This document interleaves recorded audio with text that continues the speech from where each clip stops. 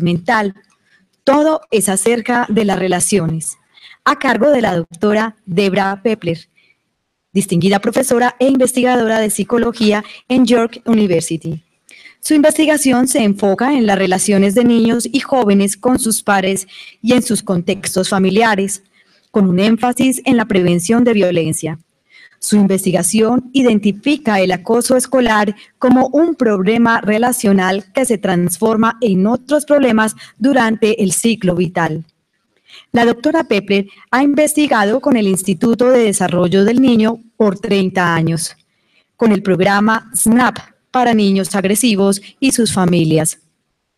También ha conducido investigaciones por 20 años, un programa para madres consumidoras de sustancias y sus hijos jóvenes. Ha investigado con Pine River Institute para adolescentes con adicciones de sustancias, con UNICEF y la Cruz Roja Canadiense, un programa desarrollado por y para comunidades étnicas. Junto con la doctora Wendy Craig, la doctora Pepler lidera una red nacional financiada federalmente llamada PrepNet, que busca promocionar relaciones sanas y prevenir acoso escolar para niños y jóvenes. Los invitamos a usar sus equipos de traducción simultánea. Le damos la bienvenida a la doctora DEBRA PEPLER. Can you find it for me? Before we start, oh yes, that would be great. Gracias. Before we start, I would like to say what an immense pleasure it is for me to be here in your country and in your city of Medellin.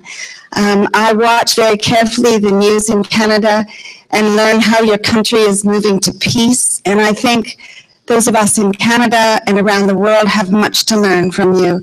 And it's a huge honor for me to be here and share my understanding, but more importantly for me is to learn what you're doing to transform not only your schools, but your countries. So thank you so much for having me.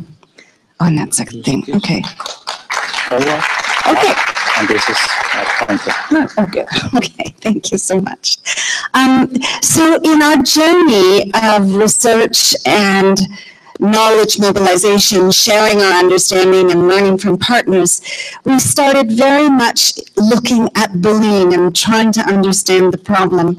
But we've now turned the coin to understand that really in order to support children's healthy development, their mental health, and relationships, we need to ensure that every child is growing up in a healthy relationship. And that's what I'm going to be talking about today. So very briefly, I'd like to talk about child and youth mental health. It's a very big issue in Canada. I understand it's a big issue here and around the world. And I want to help you understand it from not just a psychological perspective or a social perspective, but give you a hint of what's happening in the biological sciences to help us understand children's well-being and their challenges. I want to illustrate the links between child and youth mental health and relationships. And I'll do that by showing a video from our research on the school playground to just put you in the moment of being a child again and understanding what it feels like to be destabilized and lack control. We're going to discover the relationships and mental health links to bullying and victimization. Children's relationships with their friends are among the most important things for them, in addition to their relationships with family. They're highly motivated to belong, and when they don't belong, it's really difficult for them. When they find ways of getting attention by bullying others, it's similarly very difficult. And finally, I'd like to talk about some prevention and intervention strategies, some solutions, some relationship solutions that we have focused on in our work on PrevNet. And just to let you know, PrevNet is a national organization in Canada sponsored by the federal government with research funds, and we bring together partners and researchers to co-create the kind of strategies and resources that people on the ground need to make a difference. So what we focus on then is what tools and understanding do people need in order to be effective in supporting children and youth? And we really focus on adults in our work in Canada because the adults are responsible for the quality of relationships that children have, and they set the context for learning, for caring, and for ensuring that children learn the respect, the dignity, the respect for differences that were discussed by the speakers earlier who opened the conference. So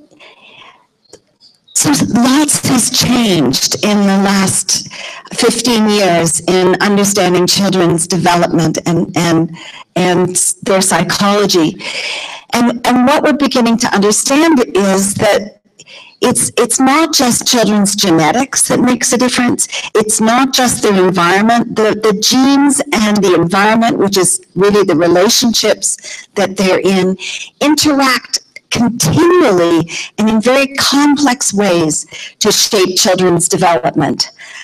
The most important aspects of children's development, what drives or shapes children's development the very most, is their relationships. Their relationships at home, in the family, in the early years and throughout childhood and adolescence, their relationships with teachers, their relationships with peers, the relationships in the larger community. This is what creates the context for development. So by focusing on relationships and ensuring that they're positive, we can move children's development in the directions that we want it to be. We now know from epigenetic research that experiences in relationships turn gene functions on or off. It's as if they work as a switch to shape that, and I'm going to talk a little bit about that. And of course, children's experiences in relationships shape their brain development. I gotta point it to the thing. So let's just talk for a minute about gene expression.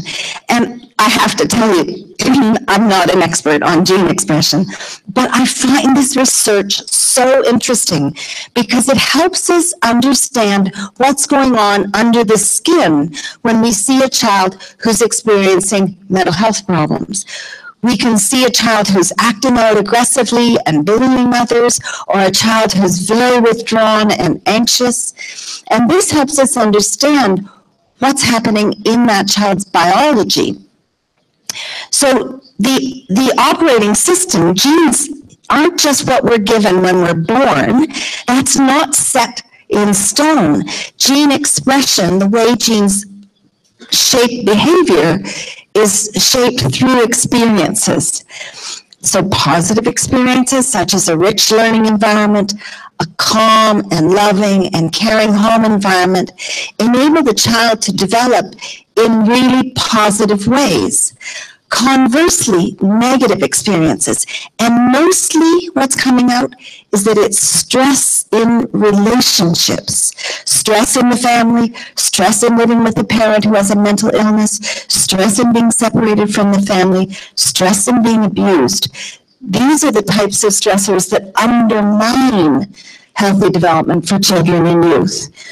And these experiences leave a signature on the gene that can be temporary or it can be ongoing. And these experiences that children have, either in positive, caring, nurturing, supportive environments, or in stressful environments or stressful relationships, is what shapes their development, but can also be changed. And I think we need to keep that in mind. Oh dear, sorry about that.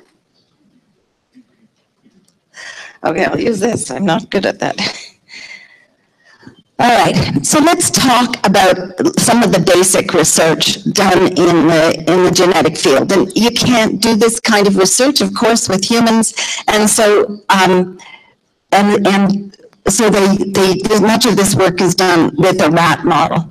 But if a child has positive experiences, their brain adapts positively for learning and memory, regulation, which is really important, being able to control your emotions and your behavior so that you can interact in a synchronous and harmonious way with others, and social competence.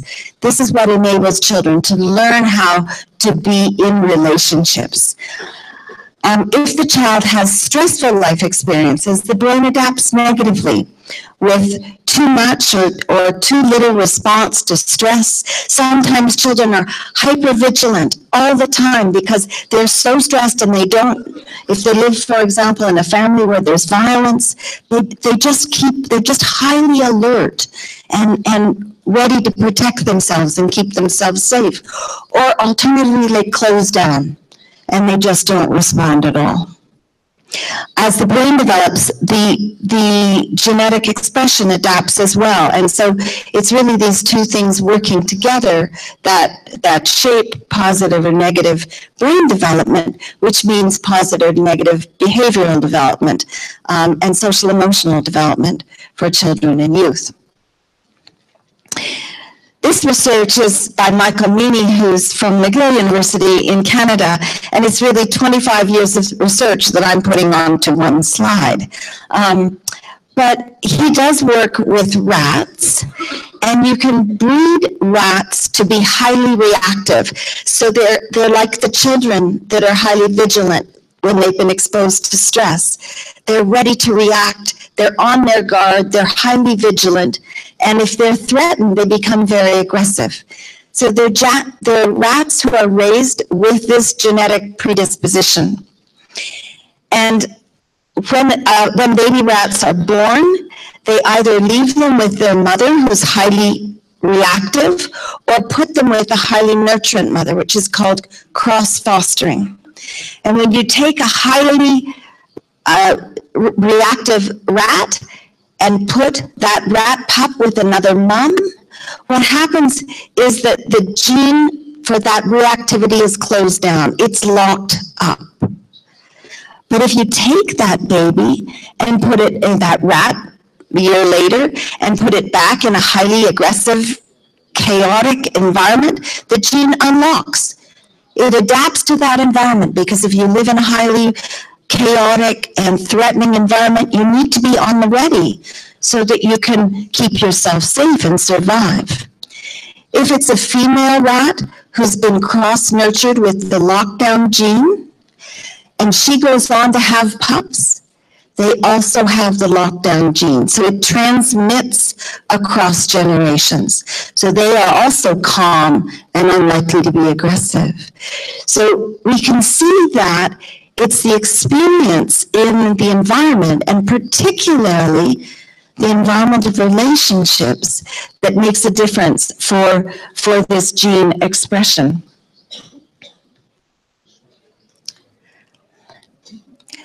Oops, I got to stand this way. But the exciting thing is this is malleable far beyond the early months of life and probably the early years of life. And these are new data from a program called Fast Track, which was done in the United States in 5 different cities. And I had the immense privilege of being a reviewer to review this grant for funding from the very beginning, when they started the grant in the late 80s, early 90s, until the last funding was given to them to follow the youth up through 25. And what they did was they identified children in kindergarten who looked like they were really going to have problems. And kindergarten teachers are very good at this. They know children, they understand children's behavior, and they can reliably tell which children are well adapted and ready to start school and which children are just not ready. They haven't been given the experiences that they need to make the connections in their brain so that they're regulated and ready to learn in kindergarten. And they identified schools in each city that would get the fast track treatment, and then schools that would get no treatment at all. It would just be programming as usual in the schools. And what they did was they surrounded the child with support. They gave the child social skills training. They gave the class that the child was in a social skills component of lessons, which we would call social emotional learning now. They surrounded the family with support. They helped the parents in parenting and dealing with the life stressors that parents who struggle have. And then they followed the children through, and it was interesting to watch because the effects weren't very apparent early on. The programming went through elementary school, so it ended around grade 7 or 8. And then in that time, they didn't really see lots of differences. But what happened as the children got older is the differences in the effectiveness of these programs became apparent. And what they found was that later, because of course they didn't do this work at the very beginning, they didn't think of looking at genes, nobody had done that research yet. But when they can then look at the children who've been in treatment and those who've been in the comparison group, they found a gene that was related to antisocial behavior, and they could identify in all the children in the treatment schools and the comparison schools, those who had that gene that was put them at risk for antisocial behavior. They had a form of the gene that put them at risk for antisocial behavior, and other children didn't have that form of the gene and so wouldn't be at risk for antisocial behavior. And then they compared them, and this is what they found. Oops, I got to do this. So this is what they found. If the children didn't have the risky gene, they were no more likely. Oh, I can even do this. Just a second.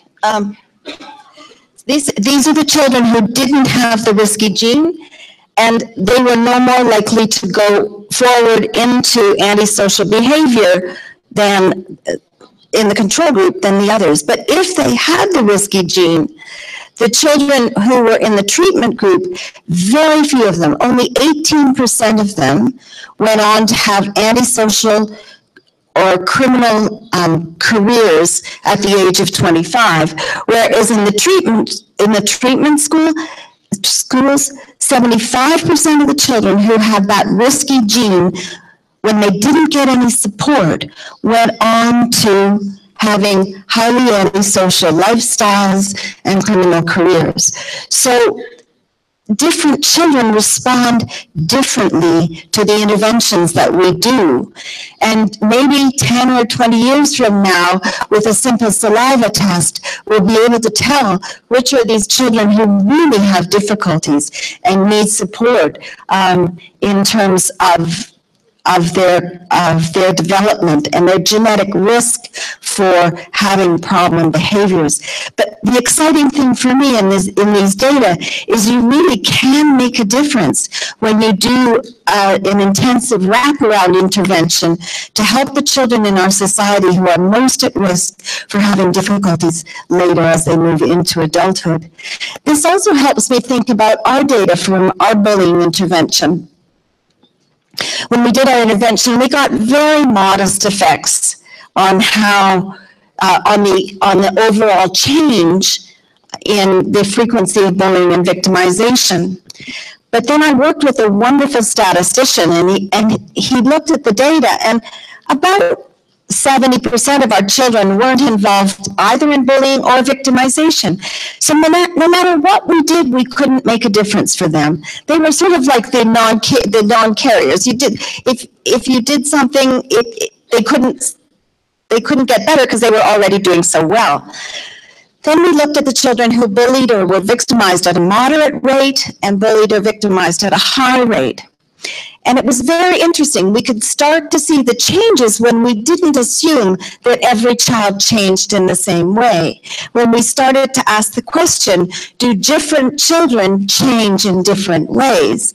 And in fact, that's exactly what happened. For children who were victimized, if they were moderately victimized, we could see changes within 6 months to 12 months. For the children who are highly victimized, we could see changes over 24 to 30 months. For children who moderately bullied others, there was very rapid change over 6 months and on into 12 months. But the children who were high in their bullying of others were sort of like these children who were on a crash course for antisocial behavior. They didn't change with the universal intervention that we gave them. We needed to do this and surround them with support so they wouldn't move on to a highly antisocial trajectory. So what's happening under the skin makes a difference, and we're just starting to understand that.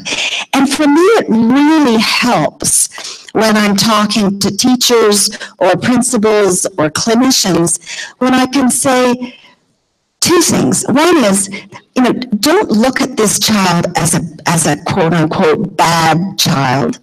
Like, this child has challenges.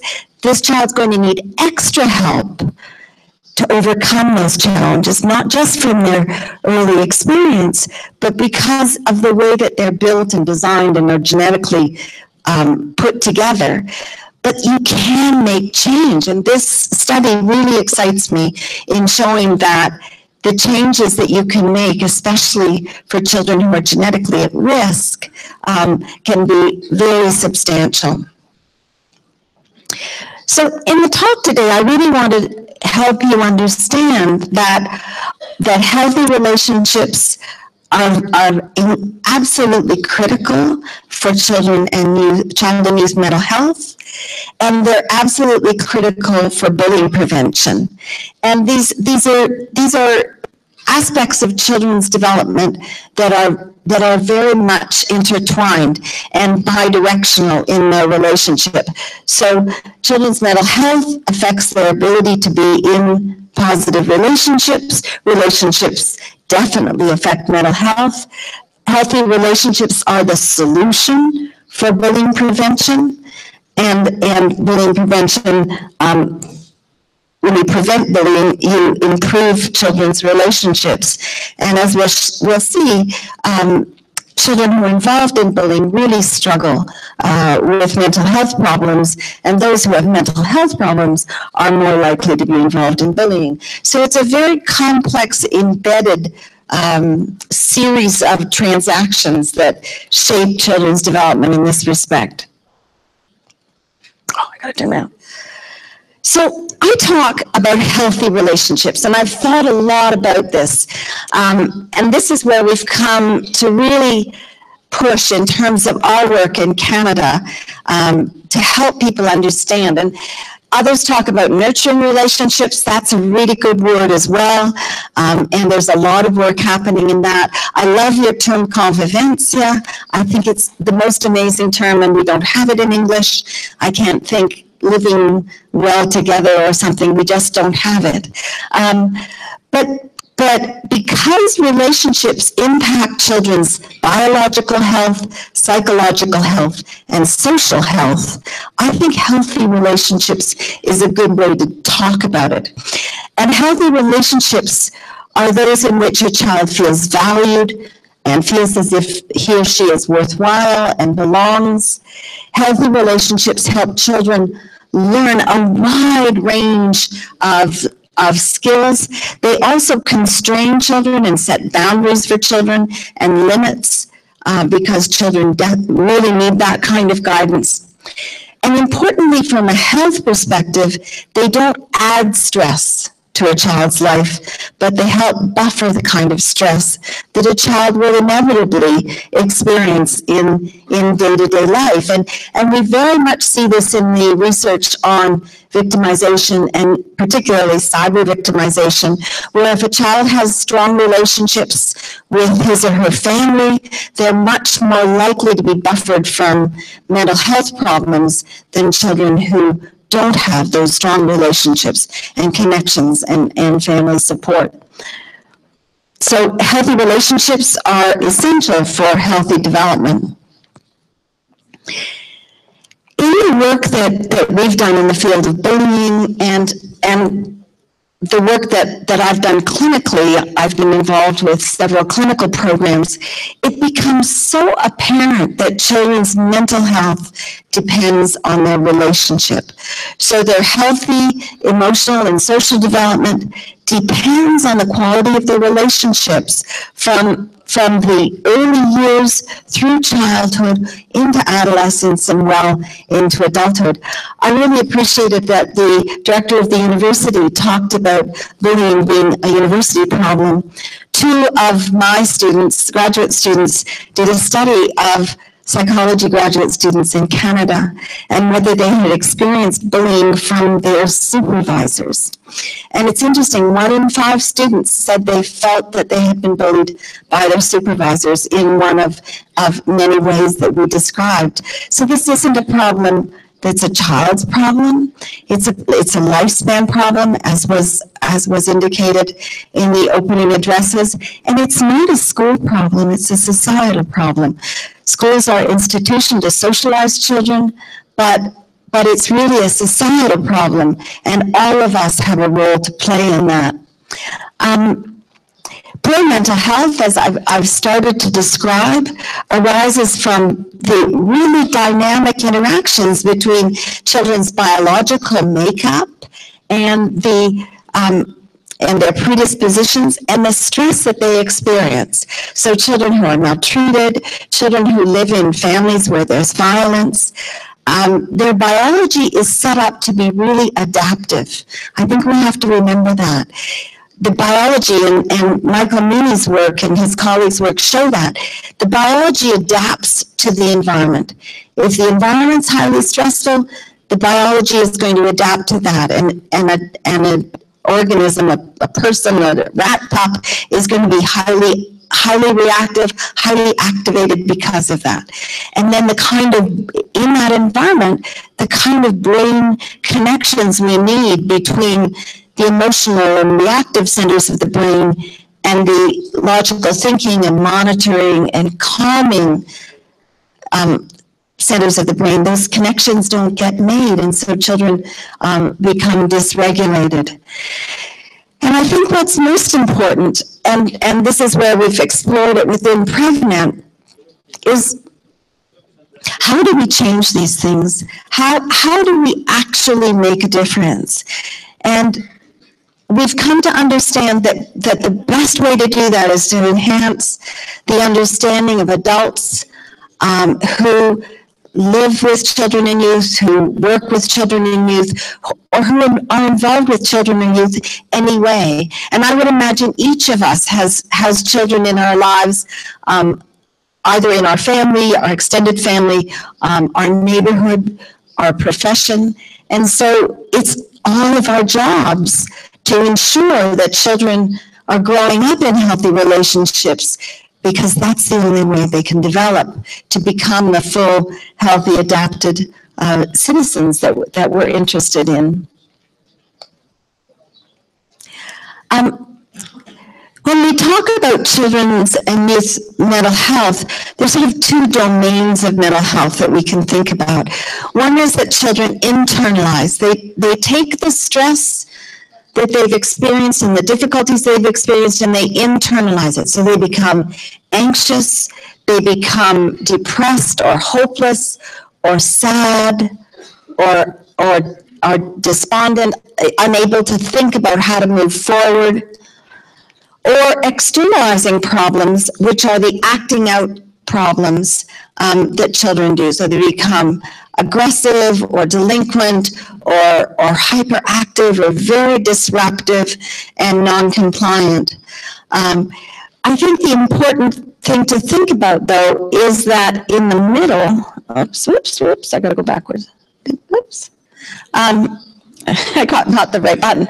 In this middle section, there's a group of children who experience both of these problems.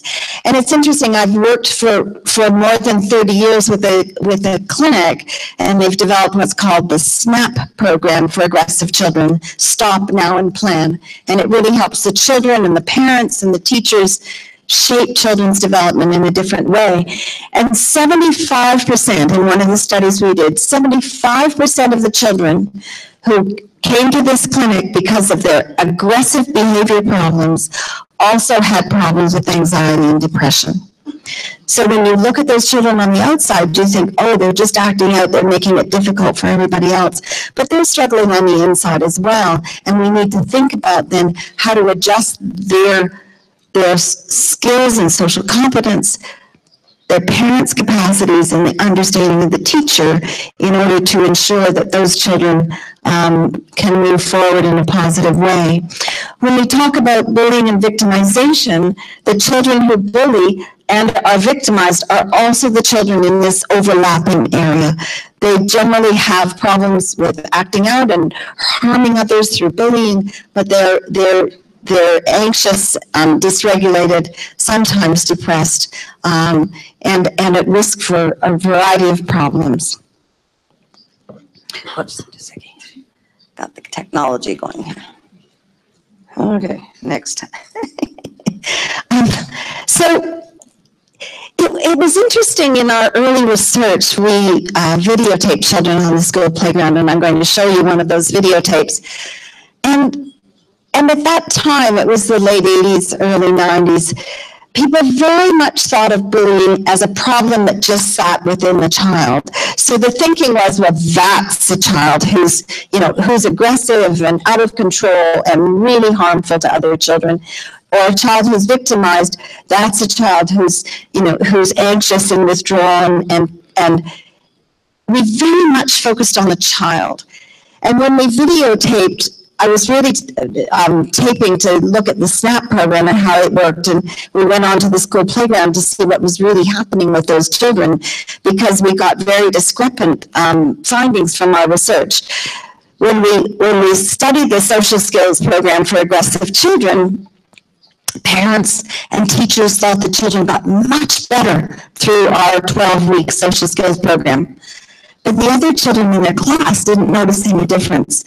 And so we were left with this dilemma, like how can parents and teachers think the children get better and the other children in their class not notice a change? And I had done lots of observational research up to this point. All my graduate work and my postdoctoral work was observations, and I realized I needed to go and actually look at what was happening, and that's why we did the videotapes.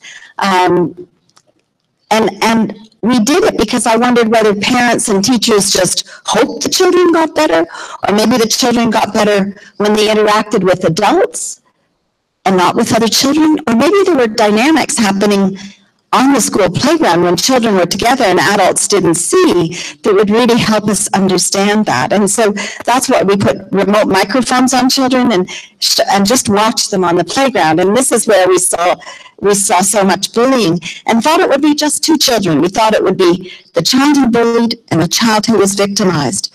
But as you'll see in the little video clip that I'm going to show you, it's very much a relationship between those two and a power dynamic between the children who are bullying and the children who are victimized. But we also saw that 85% of the time there were other children there, and they were watching, and they were joining in, and they were encouraging it, and occasionally they were intervening to help. So we came to understand that bullying is not an individual problem, but it's a relationship problem. It's a problem in the way that children relate to each other, the way we construct relationships within schools, within community organizations. And if it's a relationship problem, then it needs relationship solutions. And this was a very big turning point in my thinking when I understood this, because I was in schools a lot, helping them understand bullying and thinking about how to address it. And I would talk to principals and ask them what their strategy was when a child bullied. And inevitably, they would say something like, well, I bring the child to the office and I sit the child on a bench for an hour.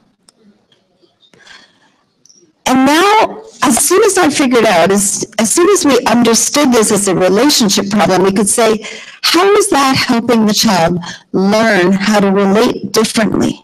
How to do things differently, how to be more skilled in relationships, more empathic in relationships? And the answer is, of course, it wasn't. And what children who bully need is someone to understand them, see them for who they are, and recognize the kind of supports they need. Is it a question that they lack social skills? Is it a question that they want to be a leader and need to find positive ways of doing that? Where is it that they need support? And so this has been a really big turning point in our thinking, and really turned us away from looking at the problem to looking at the nature of solutions, which we very much believe are embedded in relationships. And the same thing holds true for a child who's victimized. Well, we kept the child in the library so she wouldn't be victimized at lunch. Well, that's isolating her from her peers. That means she doesn't get to do the things she wants to do most of all, which is be with other children. That's not helping her engage and build friendships in a way that she wants to. So I'm going to show you one of the videotapes, and I want you to think about it from the perspective of how the individual might bring vulnerabilities or weaknesses to a peer interaction, but also I want you to think about in what ways it's destabilizing, the interactions that the girl is in. In what way are these relationships or these moment-to-moment interactions destabilizing for her? And what would that lead her to feel? Would it lead her to feel sad? Would it lead her to feel angry? Would it lead her to feel worried? Would it lead her to feel anxious? What would she feel in the moment that this is happening that would undermine her well-being and her mental health, her psychological orientation to the world? This is a research tape, so I've asked them not to videotape this while I show it. I have permission from the child's parents to show the children's parents, because there are many in here, to show this for research and educational purposes. I very much see this as an educational purpose. I don't expect you to recognize the child, but confidentiality is certainly a large part of this. If you do, please don't identify the child. I want you to know that the children knew they were being videotaped. It wasn't tricking them, but children and adults forget very quickly that they're being observed, and I think we were able to step into their world and see very much the complexity of their lives that we often don't think about. So the girl we're going to observe has pink pants, and she's approached by another girl who threatens her. And what I want you to see too is how quickly the group dynamic starts. This isn't about one or two children. Other children are quickly attracted to bullying and come in and serve as an audience for it. It's very much a theater on the school playground. The others join in, and what starts to looking quite playful and fun, the girl has a smile on her face, becomes very distressing for her, very distressing. And so the question that we could ask in the context of this symposium is, how is this girl going to feel when she goes back into the classroom in 5 or 10 minutes? And, what will her mental health look like? What will she be able to tell the teacher? I should also tell you that the girl we're watching is a girl who is identified by 2 out of 3 raters, either by herself, her classmates, and or her teacher as a child who both bullies and is victimized. So she'd be one of those children in the overlap between the domains of mental health problems and someone who's at high risk for carrying on to have a lifetime of difficulty in this. So I'm going to really hope that this works.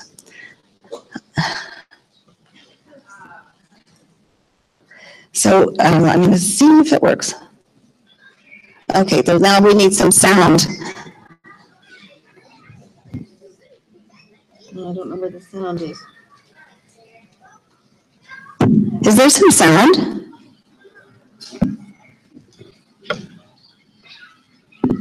I don't know, where's the sound? Thank you.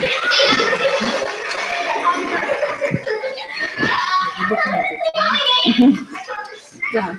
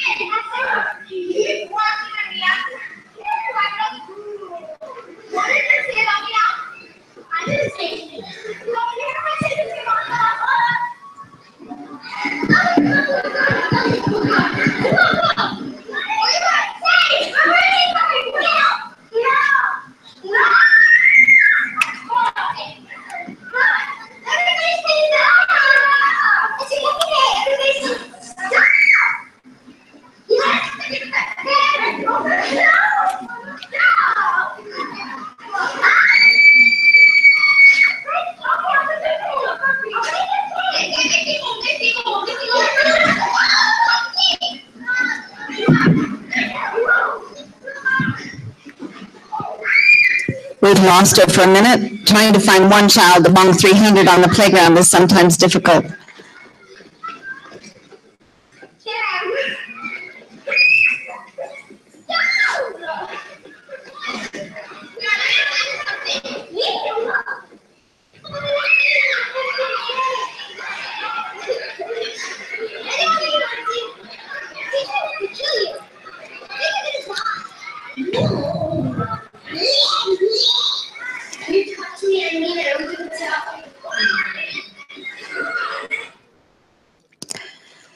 So when we videotape children in the playground, we had no idea that we would step into a world of such complex and challenging interactions.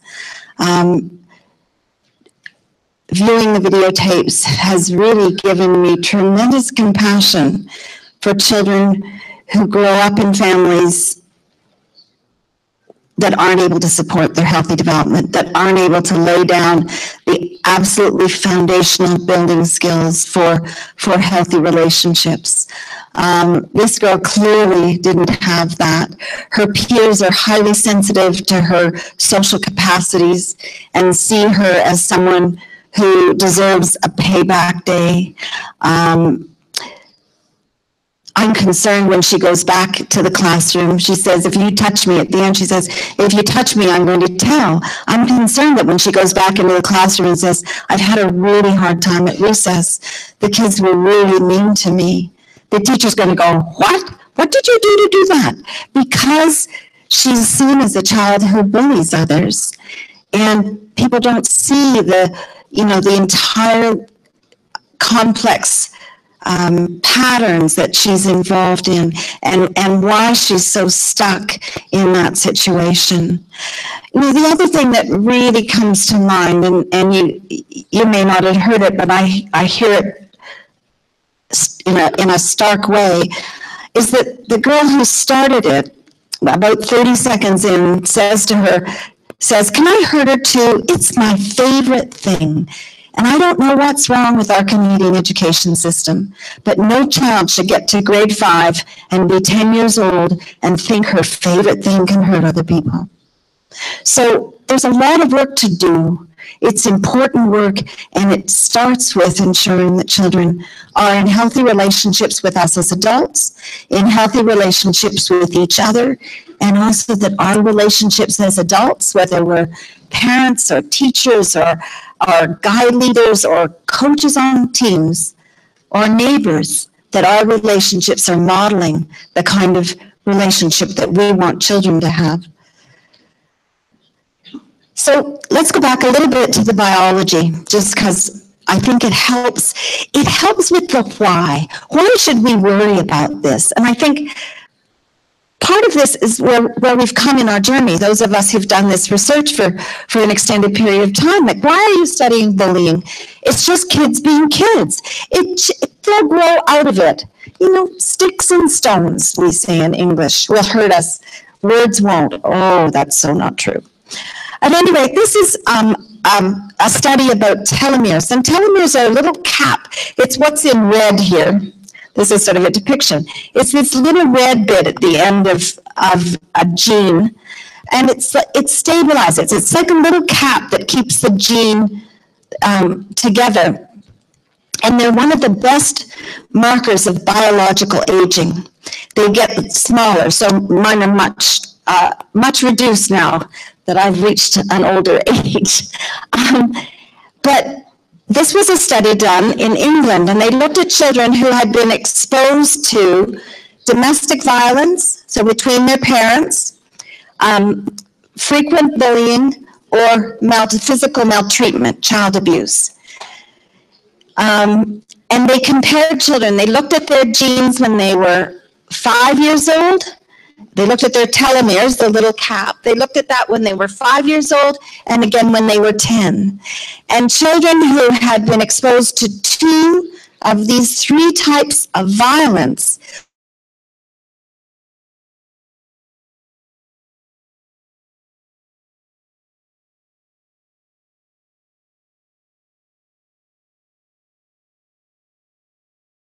biological aging. Does it matter that children are exposed to this? Of course it does. Of course it does. It matters in every cell of their body. Children's experiences of victimization also affect their brains, and this is work done by Tracy Viancore, that children, not surprisingly, who are victimized, like the girl I just showed you, show signs of depression. And it may be that depression leads to victimization. Other children see that vulnerability, or victimization leads to depression. It's probably bidirectional. The children who had victimization and depression had higher cortisol levels, and cortisol is the stress hormone in our body. They had higher cortisol levels, and that was linked to memory deficits. So a child like the girl that I just showed you would come into class, she'd be highly aroused, it would have been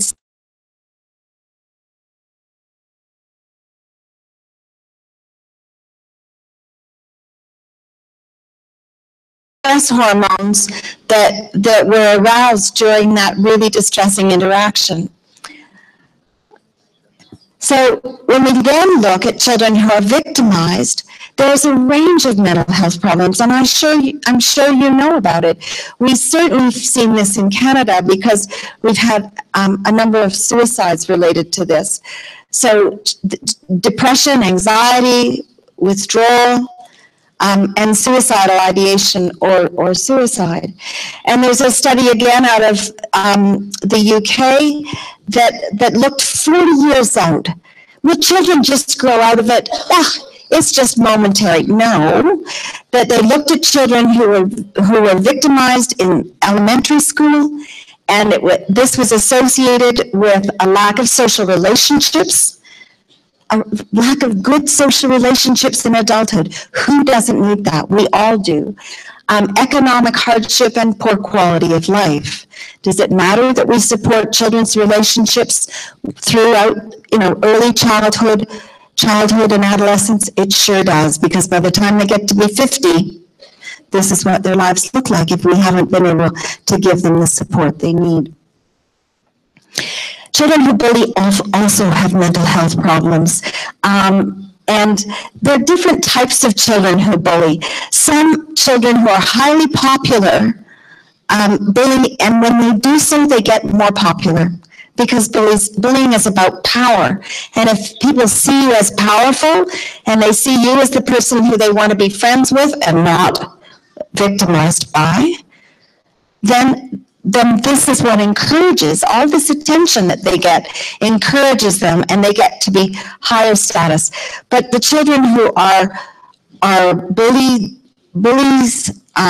others and are victimized, I don't label children as bullies and victims. I try really hard not to do that, because the label, when you put a label on a child, it constrains people's thinking about that child. So that's just a part of that child's life, that they're bullying others or they're being victimized. It's not the whole child. So Those children are most at risk for developing antisocial behavior, as in the fast track study that I showed you, but also depression and anxiety, and relationship problems throughout life. Needless to say, somebody who bullies isn't a good boyfriend or girlfriend. They're not a good husband or wife. They're not a good workplace partner or associate. This has huge implications through life when somebody learns that a way to get something is by using their power aggressively.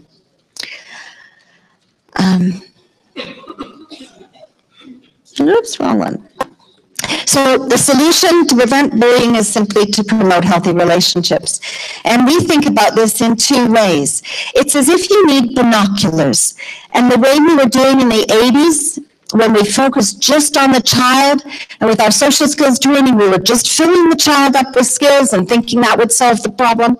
Our videotape showed it didn't solve the problem. It was necessary to give social skills training and capacity, but not sufficient, because you have to look through the other lens that asks the question, what are these children's relationships like? How does this child relate to others? But just as importantly, how do others relate to this child? How does the teacher relate to this child who's so difficult to have in class, acts out, doesn't do things? Can that teacher find the strength and the compassion to recognize that that child's really struggling and needs some very specific kind of supports and needs to be with others who can show him or her how to be positive in relationships? So we have developed on our website through PrevNet, through work with our 61 partners and our researchers, a toolkit, because when I went into schools and I would say to principals or teachers, do you know what to do? And they'd say, oh, well, you know, I'm not sure what to say when a child comes in and says they've been victimized. And so we have very specific tools that go down to scripts such as that say to them, when a child comes to you and says they're being victimized, you need to say, thank you for having the courage to come and tell me. I'm so glad you came to tell me. Let's figure out what happened.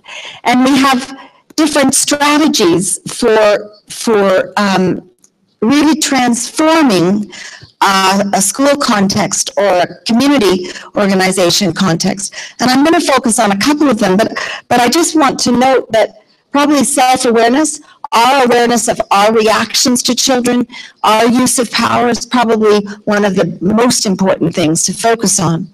But I'm going to talk about two of these, which are scaffolding or coaching. Scaffolding is an education term. You may be familiar with it. Brunner talked about it. Vygotsky talked about it. Another way to think about it is that you need to coach a child. And in thinking about scaffolding, and that's when we look through the lens that just focuses on the child. It says, this is a child who has specific needs. Let's figure those out and try to help the child. And scaffolding is a lovely term because it means you sort of put in supports, but so that the child can stretch and do a little bit better than he or she normally would. And then you can take those supports down and put in new supports for the next skill level. So these are ever changing, and as an adult with a child, you have to be attuned. That's the new word. You have to be attuned or in touch with the child to know what he or she needs. So when we talk about scaffolding for relationships, it supports the child to behave and interact in a more socially advanced way than they would be able to ordinarily. And it can be both programmatic and moment to moment. So social skills training, you put a program in, it's 12 weeks, you go through all the skills, lots of role playing. But probably the most important way of scaffolding is in the moment. When a teacher takes a child aside and says, John, what are you going to do today? You had difficulties yesterday interacting on the playground. Why don't you take this ball out and see if you can get some kids to play football with you during recess? Or, remember, how are you going to manage? I'm going to put my hands in my pocket and I'm not going to hit anybody. That's a really good strategy. So it's probably moment to moment. It's what parents do all the time, and that's where learning comes. And it's provided by all adults who interact with children, and it can also be provided by peers. They can be very helpful at scaffolding. The other strategy that is called social architecture, and it's just a word we made up, having looked at the playground tapes. And we saw groups of children that should never be allowed to play together. There, in one of our schools, there was a group of boys, and they went always to the end of the playground. You know who's not at the end of the playground, that very back corner? The teachers are never back there. And this group of boys just had fun. They entertained themselves by bullying others the whole time that we videotaped them. It was really upsetting. So we realized that we as adults have a responsibility to create children's groupings that promote healthy relationships and really discourage the kind of antisocial relationships that we worry about. So it requires us as adults to be attuned to the peer dynamics. You know, which children are becoming victimized? Which children are being left out? Which children are using bullying to get attention from others? Which groups are really getting into trouble at the back of the playground? And reorganize that. And so we can enhance positive peer interactions and reduce the probability of risky interactions. And I just want to give you an example of this. It really excites me. This is a study done in the Netherlands, and very, very simple. They had experimental schools and non-experimental schools, and they looked at the relationships of children, and they simply placed children together if they didn't like each other. Now you would think, yikes, that's really not a good thing. But if they don't like each other, they probably don't know each other. And what happened is when they decreased the distance, when they put these children together, it led to higher likability ratings for the children nobody liked. And these children were also less victimized and less socially withdrawn, so they were more included. So those children who are always at the margins, who are having difficulties, who are having mental health problems, there's simple ways of ensuring those children have positive relationships with their peers. So I'm going to end up with talking a little bit about PrevNet, why it's called Promoting Relationships and Eliminating Violence. Why is it called that? Well, because healthy development depends on healthy relationships. And if we want to eliminate violence, we have to promote individuals' capacities to interact and be in relationships. And we have to ensure that the social context that we're creating in early childcare settings, in our families, in our schools, on our sports teams, are ones where healthy relationships pervade. In Canada, it's been exciting to work together. It's been very exciting to move bullying out of just the school context and challenge sports organizations to think about bullying. You may never have seen some of our hockey games, but they're quite violent. And now, in order for a child in many cities in our country to be involved in hockey, his or her parents have to take a course on respectful relationships. So they don't stand at the side and go, kill him, because that's not respectful. So we've come to understand that it's everyone's business and everyone's responsibility to ensure that children are in caring and healthy relationships. And the way we've done this is to ensure that we sit at the table together.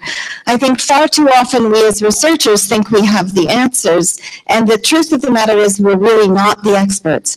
I've learned everything I've learned from the children who've been willing to be taped, who've been willing to give me answers on my questionnaires, and be involved in interviews with me, or the parents, or the teachers. But when practitioners and researchers sit together around a table developing research or resources, it just ignites incredible capacity for change. It really leads to creativity and exactly the kind of movement that we need. It's interesting, bullying in Canada has been reduced by 50% over the last 10 years. Victimization hasn't gone down, but the proportion of children who say they bullied has gone down, and we hope that given the 10 years of work that we've done, we've been a little bit part of that. So we work with many organizations. These are our 61 partners. We work with governments, we work with educators, we work with sports organizations, we work with organizations that support sexual minorities like lesbian, gay, bisexual, transgendered youth. We work with Indigenous organizations. One of our big partners is the Red Cross, and I saw that they're a partner with you.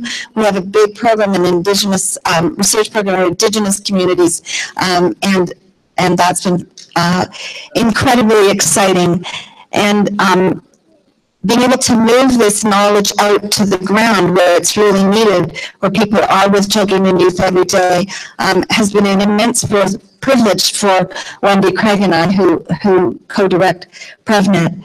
So in closing, I just want to say thank you that the work you do, this amazing conference that you've had 4 times, and I've had the privilege of being here, will really move change, because each of you is a change agent. Each of you will leave after the next 2 days making a difference. And we can really bridge science and practice to ensure that children are growing up in healthy relationships for optimal development.